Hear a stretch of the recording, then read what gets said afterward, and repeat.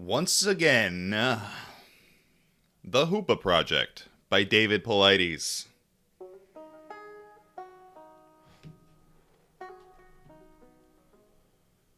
Once again back to talk about more Bigfoot stories. From the Hoopa tribe members, largely. Real Indian talk. I think the next book will be Tribal Bigfoot, so we'll probably keep on the same tone for a while as long as I'm doing this David Paulides stuff.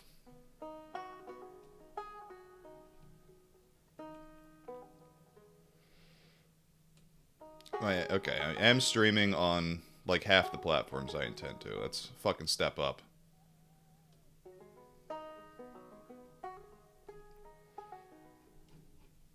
Alright.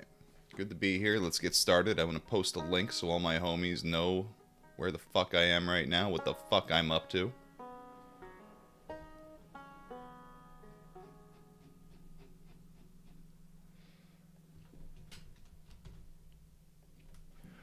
Hoopa time!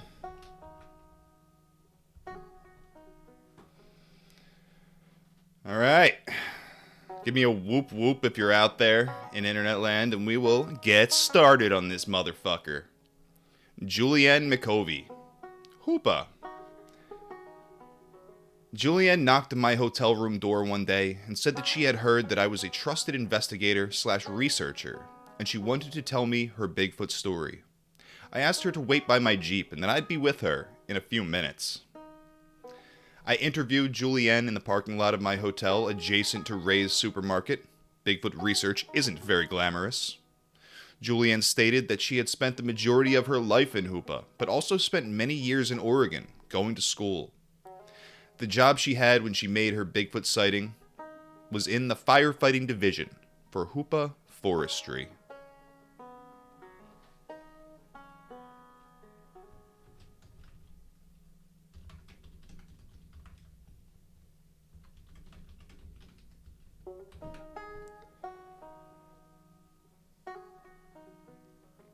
That day, Julianne saw the Bigfoot.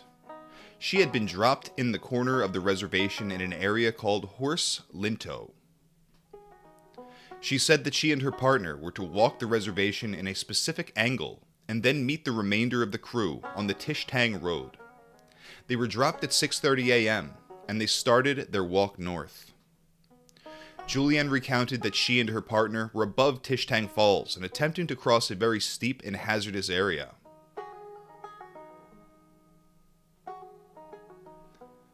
She explained that her male partner crossed first and then was reaching out to pull her across. As she reached out, he grabbed her and pulled her across, but he then lost his balance and slid down into the canyon, completely out of sight. It was just steep enough that he couldn't stop, but slight enough that it wouldn't injure him as he was sliding. As he couldn't get down the hillside to assist him, Julianne started to follow a game trail towards the area where she was to meet her team and get some help.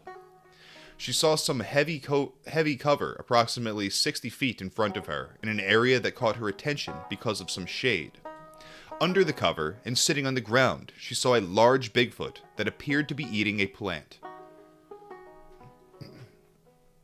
Julianne explained that the creature was sitting on a slight hillside with the feet facing downhill.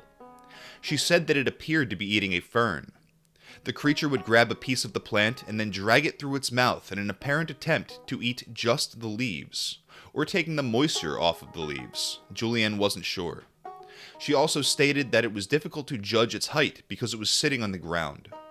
She also was very sure that the creature was either pregnant or had something laying or sitting on its lap because of the belly of the creature. It was huge and seemed disproportionate to the rest of the body. She described the body as thick with large shoulders and black hair. The other unusual element to Julianne's description is that the creature had 10-inch long hair streaming from its head.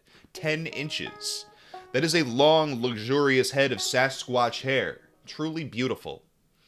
Now, I think the previous story we read yesterday, there was talk of 8-inch hair hanging off the creature's ass. Imagine the dingleberries. Julianne explained that she walked at a slight angle towards the creature, reaching a point as close as 20 feet.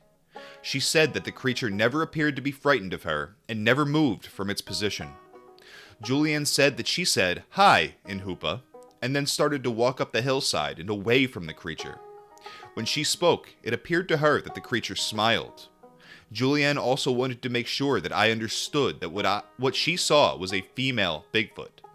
She told me that she feels sure that it was female based on its soft facial features and the manner it held itself, and the polite and sweet attitude it expressed. It was distinctive. So she saw the creature smile when she spoke. There's a lot of ape researchers out there who would say that that smile is a threat. That apes don't smile when they're happy. They show their teeth when they're afraid to say, "Get the hell away from me, I'm going to bite your testicles off," or whatever apes do.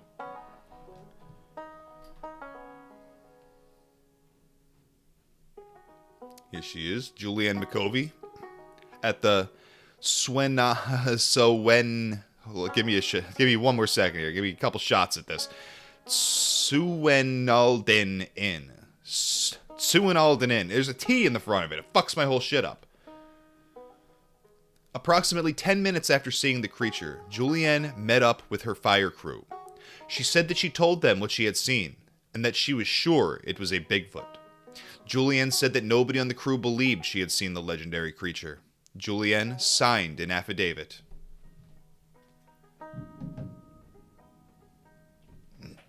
K98 in the chat, whoop whoop.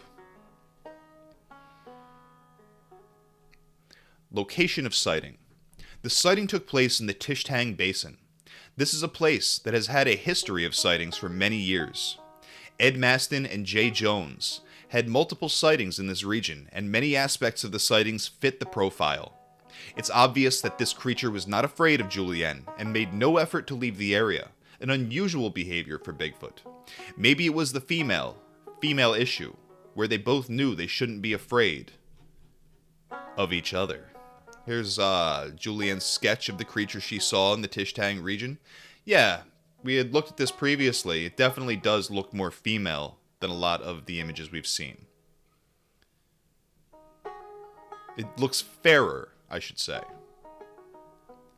In questioning Julianne at length about the creature's activity, it appears that it was eating some type of fern by pulling it off the main plant and then dragging the plant through its lips. Julianne made it clear that the creature was sitting in a shady area that had many ferns adjacent to where it was eating.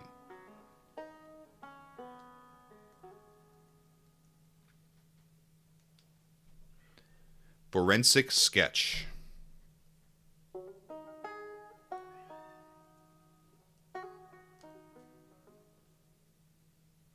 Julianne came to the hotel and met with Harvey and Gina. She was very sure of herself in the description, and it took little time putting together the basic facial structure that Harvey drew. The drawing does have a soft feel to the facial area, and does appear to be different than other drawings that other witnesses have felt to be male Bigfoots. Julianne stated that the creature had some hair on the face, but little, and long flowing hair on its head. Julianne took a significant time explaining how she saw the creature sitting, and taking the branch or fern and then dragging the leaves through its mouth. She said that she isn't 100% positive if the creature ate all of the leaves or was just taking the condensation off the leaves and utilizing it as water. Once, when I was watching the Discovery Channel, they showed footage of an ape in the wild. The ape was dragging leaves through its mouth in the exact same manner that Julianne was describing Bigfoot dragging the fern through its mouth. Kazlaps in the chat, what up, bro? I want to mod your voice as the announcer in every game. You should do it. Dave the Impaler, I've been listening to these while cleaning my house. Good. If there's one thing Bigfoot hates, it's a clean house. If your house is clean, Bigfoot never shows up. You can see that as a positive or a negative, depending. You know.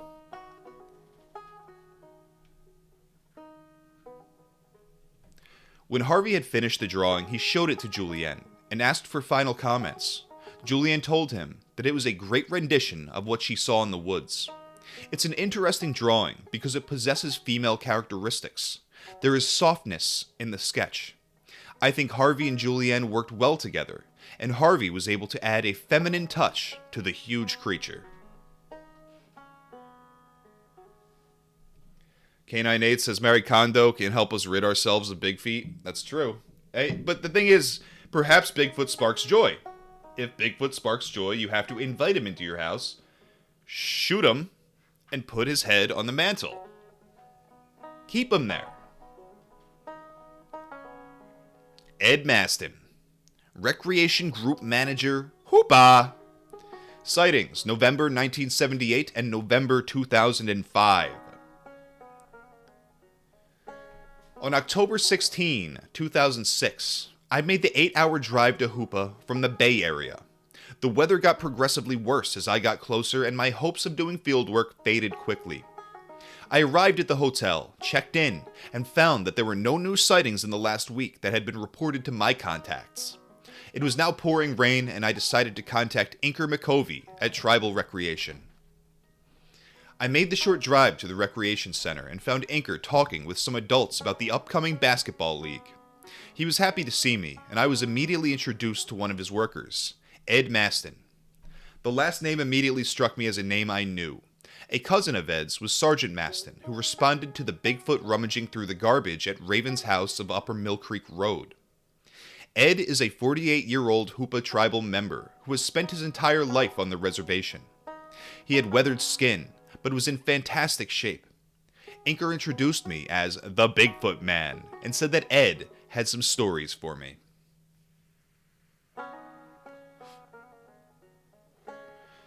Reminds me of going to the gathering of the Juggalos, and me and the Skinwalker gang, we met ICP, and we walk in there, and the first thing Shaggy Two Dope does, he sees big old Matt, and he's like, whoa, it's a baby Bigfoot! It was awesome.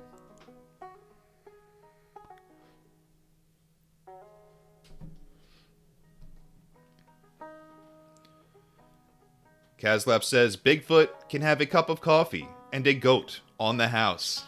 Dave the Impaler says, Bigfoot is always welcome in this home. Kazlaps, hit Bigfoot with a shrink ray to make him knee height and keep him as a pet. That's a good idea. Ed started the... See, what I do, I go and raid the Bigfoot nest when the Bigfoot babies are still small, and I take them home with me. And once they get over 3 feet tall, I just flush them down the toilet. Ed started the conversation by stating that he'd had a few Bigfoot encounters, and he's not sure why he has been so fortunate. He did preface by stating that he spent a lot of time in the woods, hunting, collecting mushrooms, fishing, and netting. He said that he enjoys the outdoors and appreciates what it has to offer. He stated that he was married, has a daughter, and his wife is a registered trauma nurse in Sacramento. Ed stated that his family has the rights to the fishing grounds adjacent to the Tishtang Creek and campgrounds at the Trinity River. He said that he has spent the majority of his life visiting the area and has seen every type of wildlife in the region that anyone could imagine. Ed has seen 600-pound black bears, and has even seen an albino white black bear that had to weigh over 500 pounds. Elaine Creel, Hoopa Wildlife, confirmed that they exist. He said that he even shot and killed a black deer that is now used in ceremonial dances. Ed said that his life has been filled with much luck and enjoyment. I should state at this point that while Ed was talking about the Tishtang area, my memory was rocked when I remembered past Bigfoot reports of sightings in the area. Every time I drive into Hoopa from Willow Creek, I drive past a public campsite called Tishtang Campgrounds, and Bigfoot tracks have been reported here many years earlier.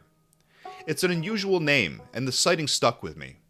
When Ed started to talk about multiple sightings in this area, it immediately struck me as a possible, credible sighting.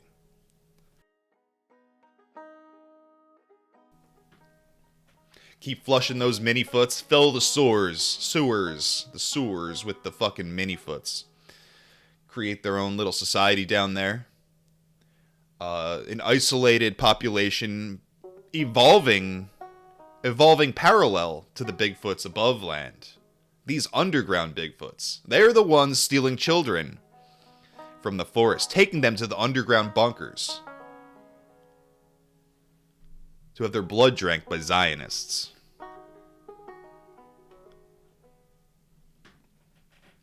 Ed's first Bigfoot encounter occurred in 1978.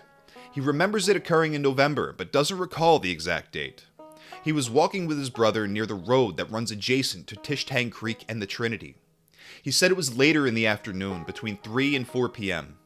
He smelled a slight odor and started to slow his walking pace. The odor started to get worse when he saw a creature partially hiding behind a tree 15 feet away. He said that the creature was standing on 2 feet and peering around the tree at them. Ed Mastin outside the recreation office in Hoopa!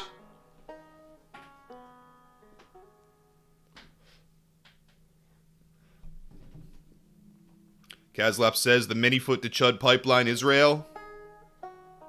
It's true.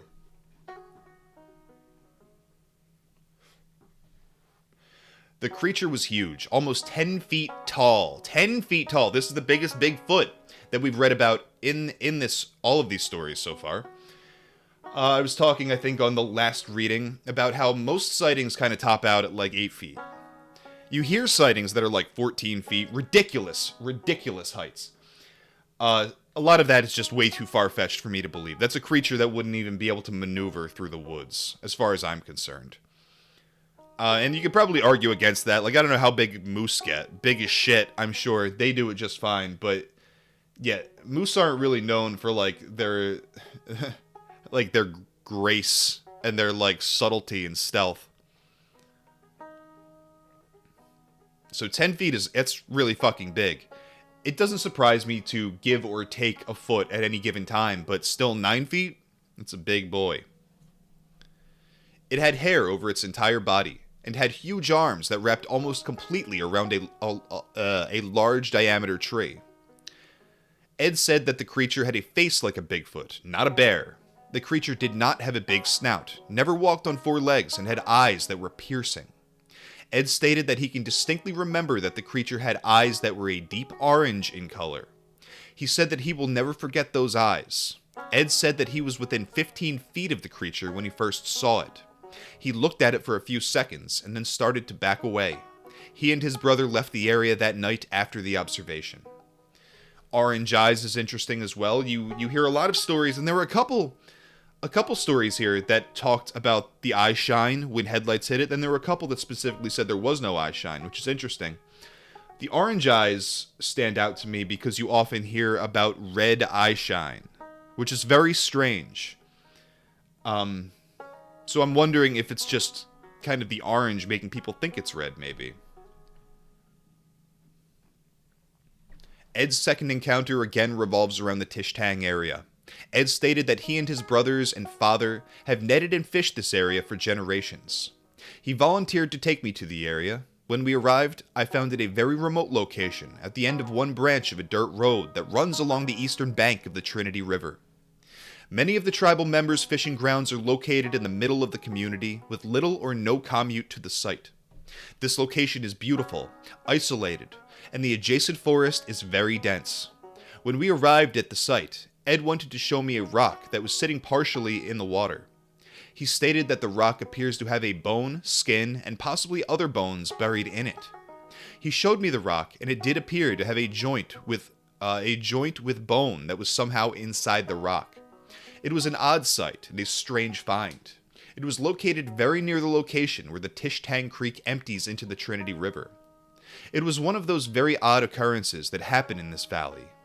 Prior to delivering the rock to Hoopa Geology, I had the specimen examined by a geology professor from the University of British Columbia. He stated that the rock came from a cave and probably washed down the creek. This rock was later given to the geologist who works for the tribe. Dave says, there was an albino Sasquatch spotted running down the road near my town a few years ago. It may have been covered with lime from a local quarry, though. That's interesting. What do you think it's doing in that quarry? Is there some sort of opening into the rock face that would allow the Bigfoot to live in the cave system? Maybe. I'm just guessing. K98 says, moose is not 15 feet tall. How big did they get? Big as shit, I know that. Lemon Dancer asks, would one refer to a group of big feet as a flock? I'm trying to think of something funny off the top of my head, and I'm failing miserably. I can go with flock. Call it the flock. FEMA Camp Band Leader. Yakov, how the heckle is ya, brother? I'm good, dude. Whoop whoop to you. A whoop whoop to all of my friends in chat.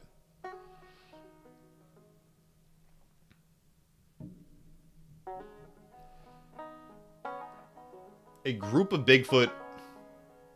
Can we... How edgy do I want to be? I don't know. This is my Bigfoot content. This isn't my edgy content. I would call a group of Bigfoots a rape. Ed said that his second encounter occurred in November 2005. He said that he was up in the hills directly above our location on the Trinity. He was with a friend, Vicky Grant, and they were mushroom hunting. He said that he has made it a point in his life to be observant of wildlife and their tracks when in the wild. He stated that this day in November was no different. They were up a hillside where he could see that a huge animal had come down the embankment and left a large pile of compressed dirt near the base. He could tell it was not a bear because of its size, amount of compressed dirt, and the number of tracks that were left. It was not a bear. They continued walking and came upon a small area of land that was wet and slightly mossy. He said that he saw several huge footprints, similar to human, but gigantic. The toes were much more round than a human's, and the depression that the print made was much deeper than he and his friend could make. Ed said that the stride was approximately 7 feet. He stated that the prints were 16 to 18 inches long and much wider than a human print. In fact, the print was so large that his boot could fit entirely inside without touching the perimeter. A boof of Bigfoot. That's a good one, too. While they were examining the footprints, a very pungent odor that was getting stronger by the minute, blew into the area. Ed said that he has smelled human bodies that were left in the river for days, and that odor isn't as bad as the odor he and Vicky were experiencing. He said that it was something like ammonia, but worse, much worse. Ed said that he was positive that there was a Bigfoot somewhere close by. He and Vicky decided to leave the area when the odor became overwhelming. This odor is interesting as well, because many stories don't have anything about the odor. Then you have stuff like the skunk ape in Florida, where it always smells, often attributed to living in swamps and the constant heat. But it seems like, to me, they don't just smell by default. Bigfoot is releasing some kind of odor via some kind of gland as a warning to people to get the hell away.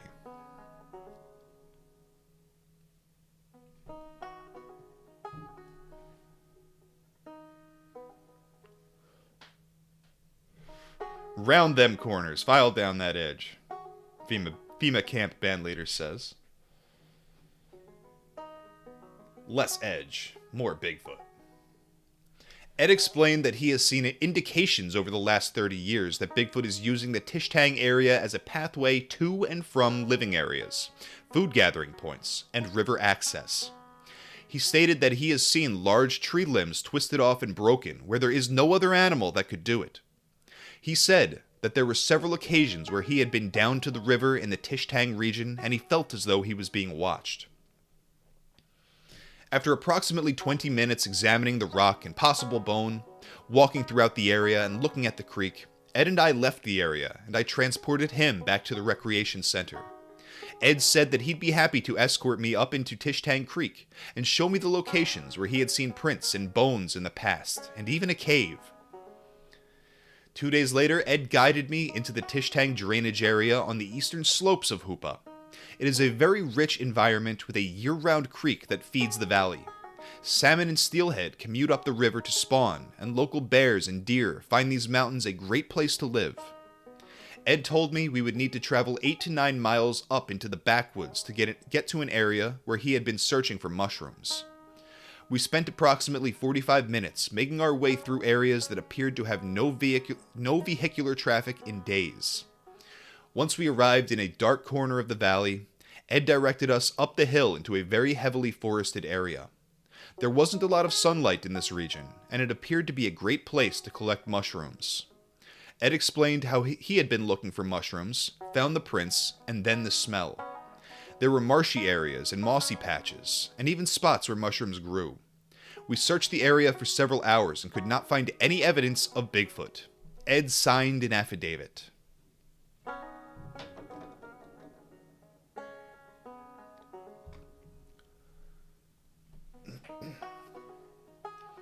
This area of Tish Tang has miles of open and empty forests to its east, and the Trinity Alps Wilderness area also borders to the east. We could have traveled another 2 or 3 miles before the dirt road stops and the wilderness area begins. There are no vehicles allowed in the wilderness area, and the United States Forest Service manages it. It would be an excellent area for Bigfoot to live without its dens being bothered by humans.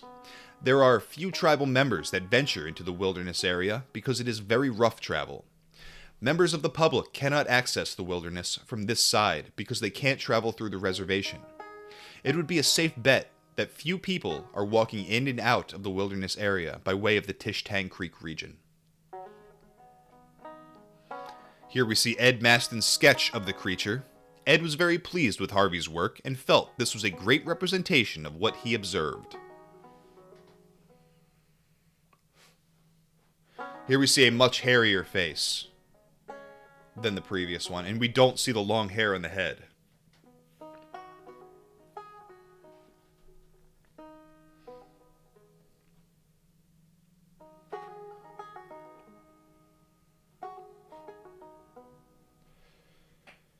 Yeah, FEMA camp, I have been well.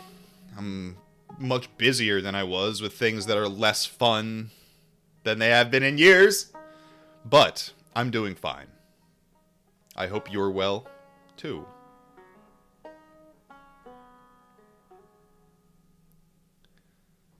On our drive back down the mountain, Ed asked me to pull to the side of the road near the Tish Tang Creek. He pulled out fishing line and tied a homemade fly to the end. He said that he wanted to show me that trout were in the creek. 3 casts, throws later, Ed had a beautiful 7-inch trout that he released back into the crystal clear waters of Tish Tang. It was a great day with a very polite man. The area of Tish Tang is also near the area where several incidents of large boulders being thrown into the Trinity River were reported. Refer to Corky Van Pelt and Hank Mastin's statement. Julianne McCovey also had a sighting in the same valley approximately 2 miles from Ed's sighting. Forensic sketch. Ed was very eager to help us with this project. He made time in his busy schedule with Hoopa Recreation to assist Harvey with the preparation of the sketch. Ed started by stating that he felt the creature was 9 to 10 feet tall and weighed 500 to 600 pounds. He described the eyes as being a shade of orange and the creature having short hair on its face.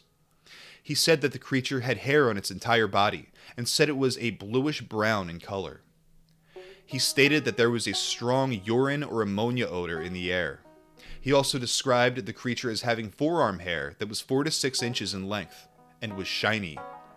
He said that it appeared to him as though the creature had no neck, and he felt it was probably a male even though he saw no sex organs. He also stated that as the creature ran from him, he saw that there was a discoloration on its butt as though it had been sitting on the ground. So, now we're back to thinking about, Bigfoot human hybrids. We're seeing a lot of different images of Bigfoot, and they vary from, how much ape, how much human we're seeing, how much hair we're seeing in the face, the hair on the head. After hearing these stories about Indians leaving their sickly young out in the woods, and then them disappearing, assumed to be taken by Bigfoot to raise and breed with, it's almost like some Bigfoot are more animal, some Bigfoot are more human.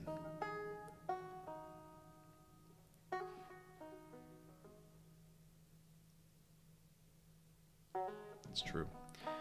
FEMA camp band leader says this makes Ken Burns look like Wayne Brady doing a Malcolm X impression. I am not fucking sure what the hell that means. I'm going to take that as a compliment. I don't know what the hell it means. Ken Burns was the Civil War guy, right?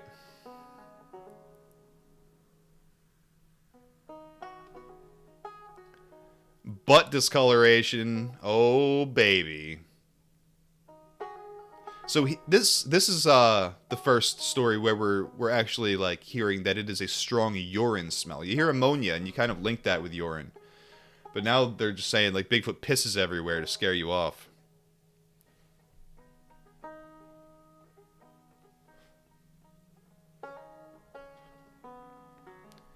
Paige Matilton. Teacher. Hoopa! Sighting, August 2004. Sometimes in life, people find you for reasons that aren't apparent at the beginning, but flower into reality later. Paige Matilton initially contacted me at my hotel and introduced himself as the 6th grade teacher in Hoopa. He stated that he had always had an interest in Bigfoot and had listened to the elders' stories and tried to live by tribal beliefs. Paige asked me if I would take the time one day and make a presentation to his class about the type of work I was doing in the community and the type of information that I had developed. I told him that I would enjoy doing that, and we set a date. Paige's class was extraordinary. The kids asked great questions, they were interested, and they even had some of their own stories and beliefs. Paige has a deep interest in Bigfoot, and from the beginning I knew that he was a believer. Sometimes I think a grammar school class starts to take on the personality of their teacher, and I think this class did with Paige. He is outgoing, very polite, and quite inquisitive, just like the members of his class. After I gave the presentation to the class, we had an open segment where everyone asked questions and told their personal stories. Paige told his. Paige stated that he had grown up in the valley and spent countless days in the woods surrounding Hoopa and was always looking for signs of Bigfoot. He stated that he knew the elders felt that Bigfoot was a friend, would not harm them, and took care of the woods. Paige said that all tribal members were meant to believe that Bigfoot was out there, but you'd really never see him. Paige Matilton behind his desk in his 6th grade class in Hoopa.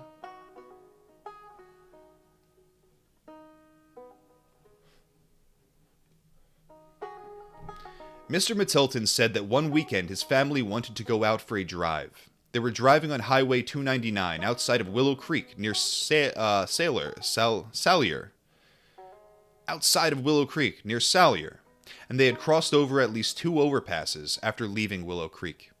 He stated that he thought it was about noon when they drove over another bridge. He said that for some reason he looked to his right, he can't explain why, and observed a larger, dark, upright figure leading a shorter, dark brown figure by about 2 strides. Paige's son simultaneously stated that he had just seen Bigfoot down by the river. There were vehicles behind them, so they couldn't stop on the bridge. Paige said that he talked to his son, and he stated it appeared that the larger Bigfoot was a head taller than the short one. Paige said that they all tried to talk out the story after they had passed the creatures. They all agreed that bears do not walk upright like they had just seen, and people are not completely covered in dark hair or fur. Paige also stated that the 2 creatures they saw were much too large to be humans. Paige signed an affidavit. I have been back to Paige's class on 2 separate occasions. I have also seen many of his students throughout Hoopa, and they always come up, introduce themselves, and ask great questions. Paige really has the pulse of the tribe and knows many of the issues in the surrounding area. I have continually kept in contact with him, as he is a good person and a great teacher. I know that I have gotten more out of visiting with Paige's class than they ever got out of me. Thanks, Paige and kids.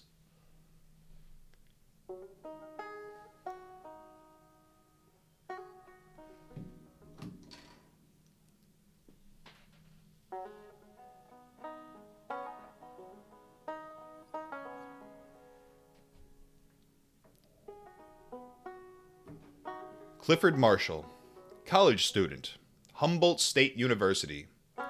Sighting, December 2003 or 2004.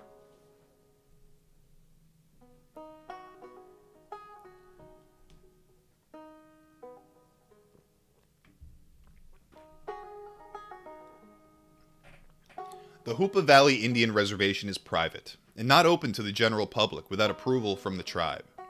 The public is allowed to travel on the paved streets without restriction, but it cannot enter their dirt roads without specific written approval. As part of the approval process, I went to the tribal offices and met with their chairman, Lyle Marshall. He is a very polite and intelligent person who actually had some level of interest in Bigfoot. I had briefly described my rationale for wanting to visit their forests when he interrupted and stated that I might want to talk to his son, Clifford, because he claimed to have seen Bigfoot. I thought to myself that this was fantastic. The chairman's son claims to have seen Bigfoot. Wow, the chairman has to be a believer. The chairman ordered his staff to issue my permit, and I asked him how I could contact Clifford. He explained that Clifford was a student at Humboldt State University and gave me his cell phone number. Clifford is a 21-year-old student who graduated from Hoopa High School. He has a younger sister who also lives near him on the coast. His family lives in Orleans. Clifford is a Yurok tribal member who grew up living in Hoopa. A few days after meeting the chairman, I called Clifford by phone and we spoke about his sighting. He stated that it was either 2003 or 2004 in December when he was driving from Whitechpec to Hoopa with a friend. There's our boy, Clifford Marshall, at the plaza in Arcata. Kid looks like he's up to no good. So he was driving from Whitechpec to Hoopa with a friend, Jessica Allen. He said that it was approximately 9:30 p.m., and they were traveling south on Highway 96 near the bluffs just north of Hoopa. They had traveled 80% of the distance to Hoopa and were in an area where rock walls come straight down onto the roadway and a sheer cliff with a barricade is on the other side of the road. This portion of the roadway is very treacherous, curvy, and a place where it would be easy to get hit by a falling rock or even to drive off the cliff if the barricade didn't stop you. Clifford said that Jessica was a front seat passenger, and they were traveling very slowly. He specifically remembered that the vehicle's high beams were on. He said that they were in a very curvy section of the bluffs when they came around a sharp corner and both saw a creature kneeling against the rock wall in the northbound lane of traffic. Clifford said that initially he thought it was a bear because it was in a hunched position and it was dark in color. He stated that his perception changed very quickly. As the lights of their vehicle illuminated the creature, Clifford saw it stand straight up on two legs and start to walk quickly at an angle, southbound, and towards the cliff in his lane. Clifford said that he slowed his vehicle as he and Jessica watched the creature move towards the railing. The cliff where Bigfoot jumped. No! Don't do it! You have so much to live for, Bigfoot!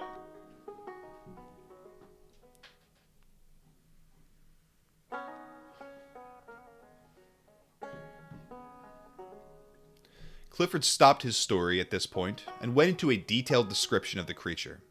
He stated that it had the classic Bigfoot appearance, as tall as 6 feet 5 inches in height, had hair over its entire body, very wide shoulders, and a big head.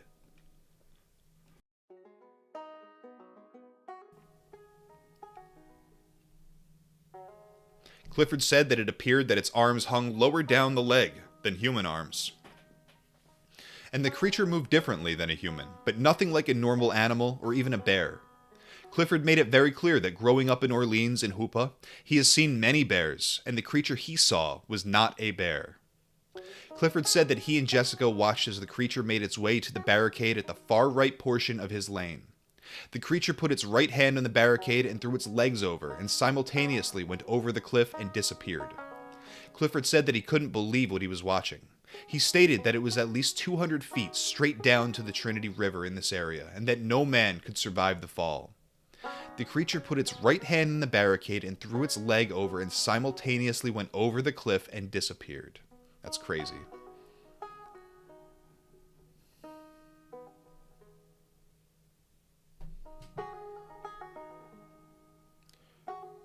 FEMA Camp says, mountain lions smell like they have been partying with R. Kelly all night, even ones in captivity that are bathed regularly.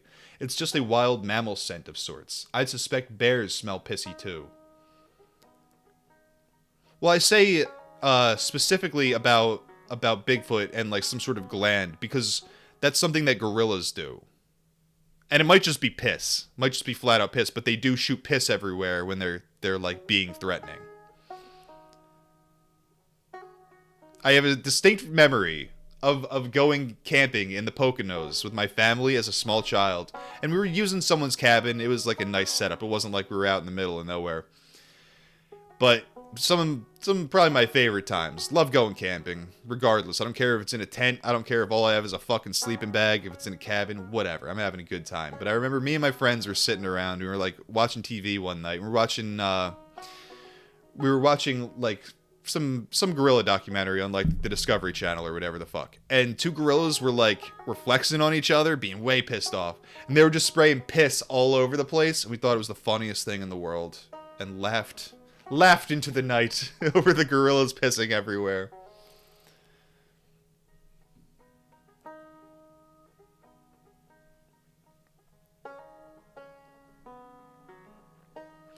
I asked Clifford what he believed he and Jessica saw that night on Highway 96.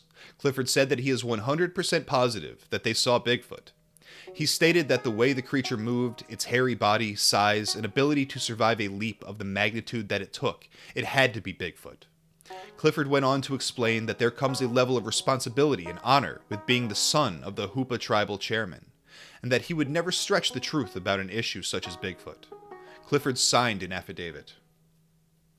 That makes me wonder, what happens after Bigfoot jumps off that cliff? Does he immediately grab, a tree limb and he's off and running, just, down the fucking hill? Or, does he just, disappear, go through a portal, find himself in some other reality, away from you?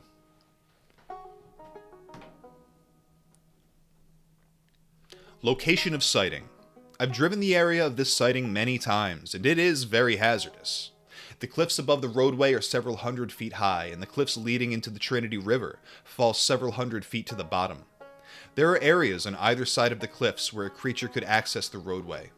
There are small creek beds on each side that lead down to the road, and these are access points from the upper Mill Creek area.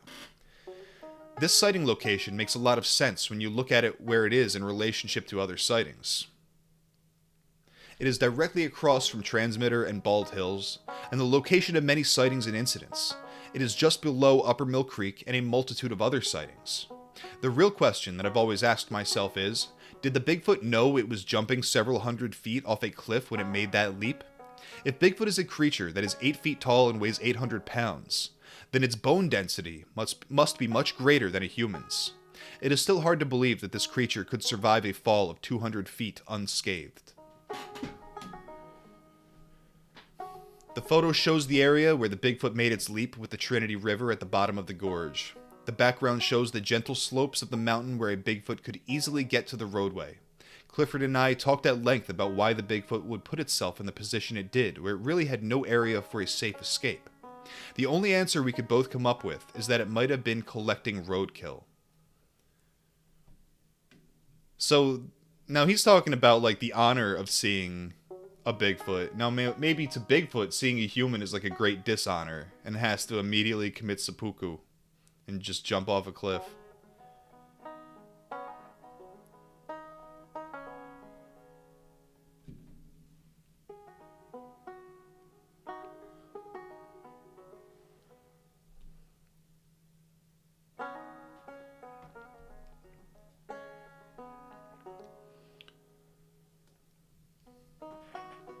Mary McClelland, Karuk member.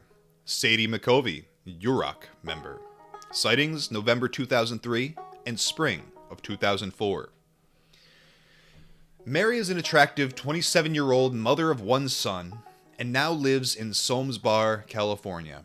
She is a Karuk tribal member who was raised in Willow Creek and attended Hoopa High School. Inker McCovey referred Mary to me.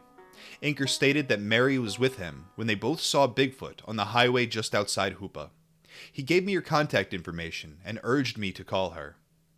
I was able to meet and interview Mary in October 2006 in Orleans, California. In November 2003, Mary was dating Inker McCovey. She was a passenger in Inker's vehicle when they were headed to the Hoopa Casino at approximately 11:30 p.m. She said that they were traveling westbound on Lower Mill Creek Road and came to the intersection with Highway 96. She said that there was no traffic anywhere, and they made their turn to go southbound towards the casino. She said that as they were starting to accelerate over the Mill Creek Bridge, she saw something in the roadway about 75 yards in front of the vehicle.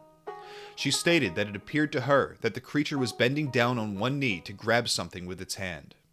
As the headlights of the car illuminated the creature, it stood up, turned slightly, and ran eastbound off the roadway. She stated that the strides were huge. I questioned Mary about the position that the creature took while it was on the ground and asked her to explain further. Here we see Mary McClelland and Sadie McCovey.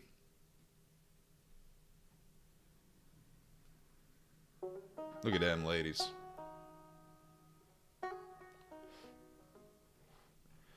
The creature was bent over with one knee closer to the ground, and it appeared to be picking up roadkill. She said that it was facing west across the roadway in the middle of both lanes. She explained that when the headlamps of the car fully illuminated the creature, it turned away from the lights, made a 180-degree turn, and ran off the road in an easterly direction. I again questioned Mary regarding the about face it made in the road. Not normal behavior for an animal, as it would normally flee in the direction it was facing. Mary was adamant that the creature made a full 180-degree turn and ran in the opposite direction it was facing. She said that it was amazing how fast the creature got off the road and into a safe area.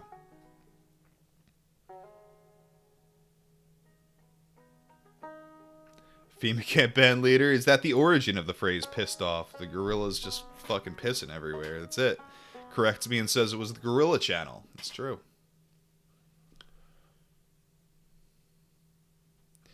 Mary said that the creature had hair covering all parts of its body, with possibly just short hair on its face. According to Mary, the hair on its knees and calves was longer than the hair on other areas by maybe 3 to 4 inches. She said that she would guess the creature was 7 to 8 feet tall. Its arms were longer than human arms, and the creature's shoulders were wider than its waist. The creature was not heavy and appeared rather lean. Mary said that she would not say that the creature ran away, but that it moved quickly and jumped a small fence into a friend's backyard that fronts Highway 96. Mary confirmed that the creature had a human-type face, not animal. It did not have a snout like a bear and only moved on 2 feet, much like a human would stride or walk. So human-type face, not animal. That reminds me of other ideas that certain Bigfoot researchers, I know Matt Squatch, if you check his stuff out on YouTube, he'll talk about like multiple Bigfoot types. So you have like your ape type Bigfoots, you have your more human type Bigfoots, and like the humans would more resemble like what you would think like a Neanderthal would look like. You have like smaller Bigfoots that are more animal, like chimpanzees. You have like the main type would be like the Patty type Bigfoot, who is like the giant ape.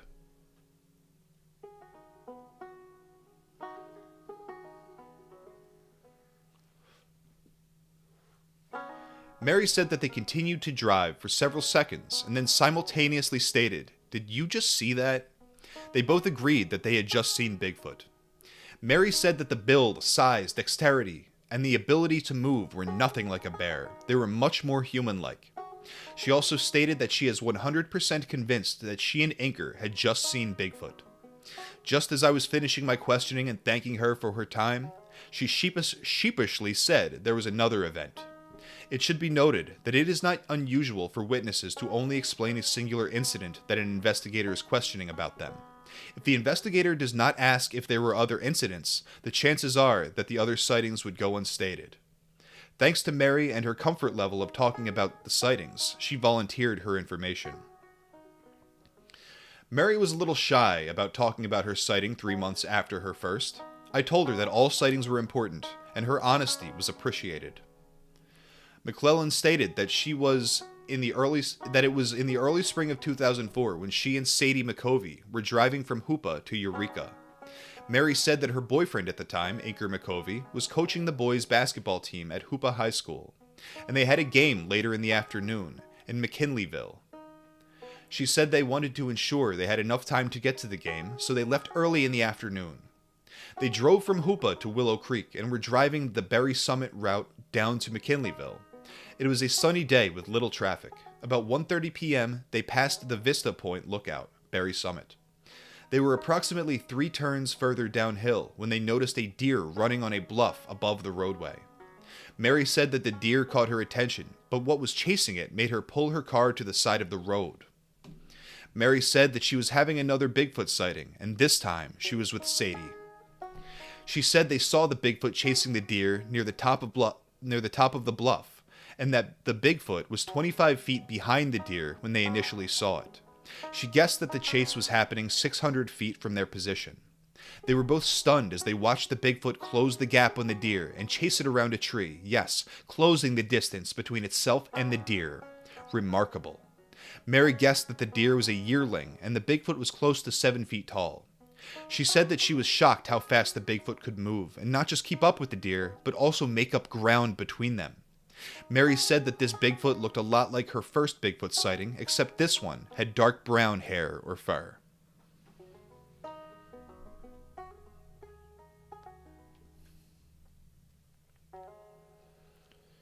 So I'm thinking, like, Bigfoot overall is like twice the size of a human, right? More, really. Does that mean it moves twice as fast? I don't know how to... Okay, so it's not twice as tall. The legs aren't twice as long. But the muscles are definitely twice as big, at least, right? I don't know. I'd guess it's at least twice as fast as a human.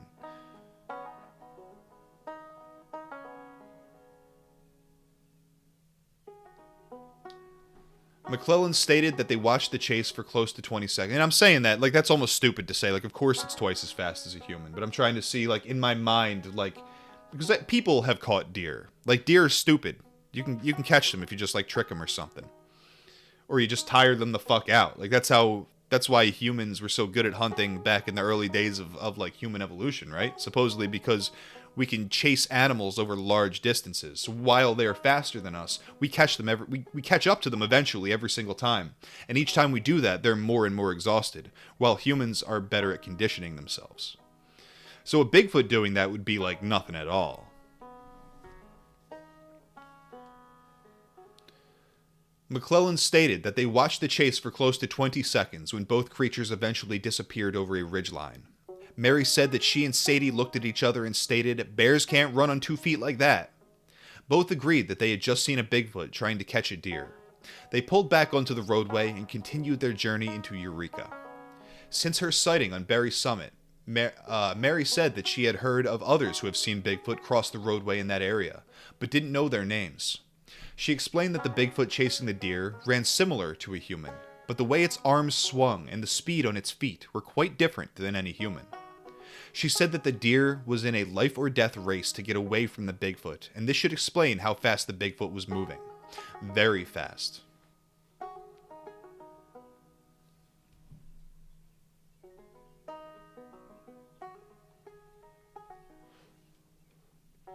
Mary gave me the contact information for Sadie, and I was eventually able to interview her.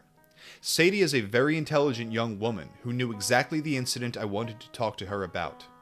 She stated that she and Mary had definitely seen Bigfoot, and nobody could convince her of anything else. She stated that they had just crossed over Berry Summit and saw movement to the right of their car.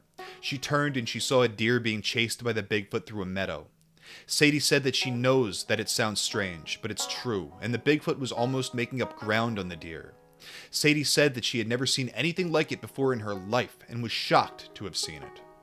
She said that she has seen 100 bears in the wild and is 100% certain that it wasn't a bear, and it was much too large to be a human. Sadie said she is positive she saw Bigfoot. Sadie and Mary each signed affidavits on the Berry Summit incident, and Mary signed an additional affidavit on the sighting on Highway 96 near Mill Creek Road. Location of sightings. The location of Mary's sighting on Berry Summit is a place I know very well. I cross this summit each time I travel to Hoopa from my residence in the Bay Area. The road from Eureka to Willow Creek is a winding, predominantly 2-lane road that starts at sea level and reaches almost 3,000 feet.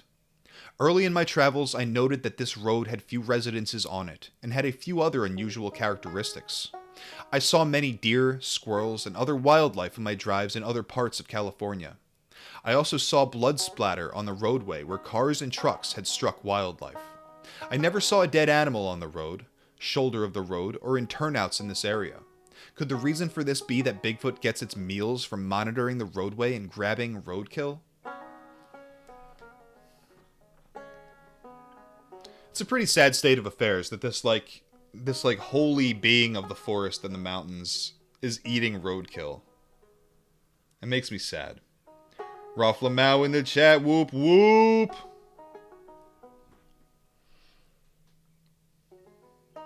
The trip from Eureka to Willow Creek is beautiful, with great views and many mountain vistas and meadows that are gorgeous. Once you've made this trip a few times, you can believe the story Mary recounted, as it matches the hillsides and landscape perfectly. There are several huge meadows in this area, as well as several large rivers and creeks that could easily support large mammals. The location of Mary and Inker's sighting on the highway just outside of Hoopa is a heavily traveled route between Hoopa and Weichpec and Hoopa and Orleans. This location is also part of the group of sightings that fits into a small geographic region that runs from Mill Creek Road across the Trinity River and up to Bald Hills Mountain that I coined Bigfoot Alley. The number of sightings in this area is truly staggering for an urban setting.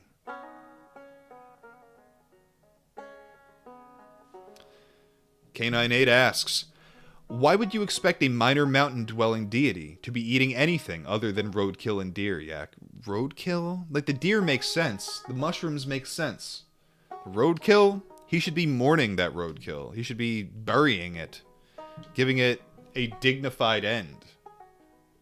Looking after the small creatures, the stupid creatures of the forest, the ugly critters.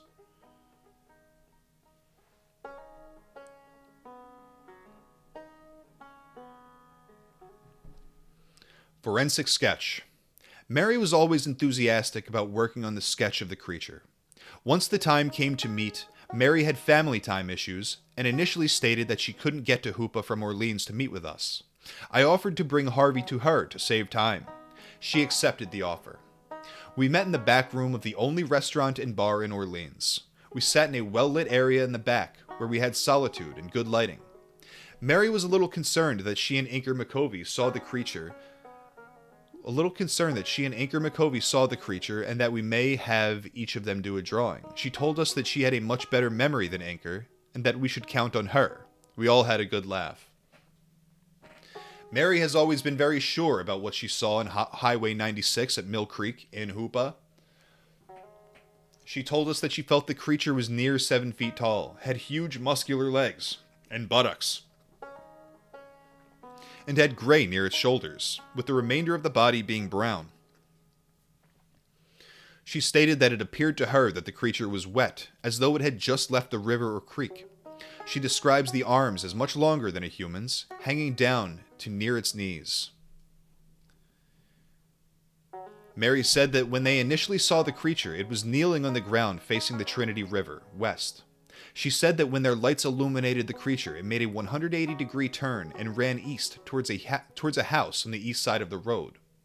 She said they watched the creature jump the fence into the neighbor's yard and disappear. She noticed that it had something in its hand that might have come off the road. Mary said that it was very dark near the fence, and they couldn't discern how the creature hurdled the fence other than it went over. As the creature was running, its arms were pumping, but not like a human would pump their arms. It was different. Mary said that the closest they got to the creature was probably 75 yards.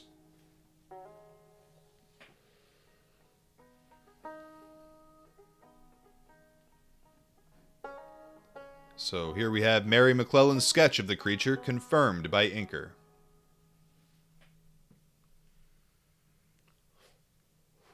Here we have a little bit more of that side profile flat face going on, which is always interesting. Do want to see that boy. Mary and Harvey went back and forth in drawing until Mary told Harvey that he had it. She looked at the drawing and said this was the creature that she and Inker saw on Highway 96.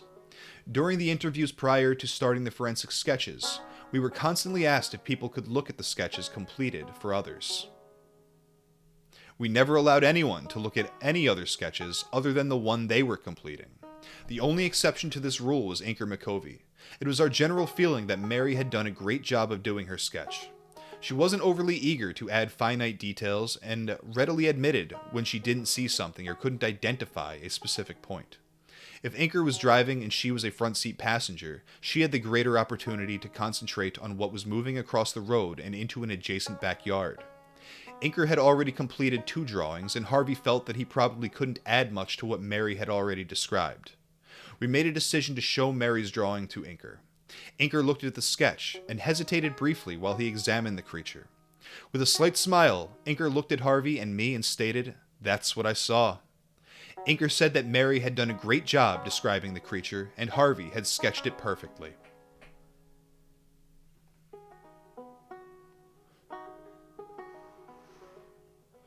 I think with that, I'm going to get off of here. Leave Debbie Carpenter, dental office assistant, Hoopa, for the next reading. Patreon.com/yakovalive if you want to support me and get to join the Discord. Teespring.com/stores/yakov-alive to buy some fucking merch. I will talk to you guys next time. Hit me up on Twitter @SkinwalkerGang. Whoop whoop, motherfuckers.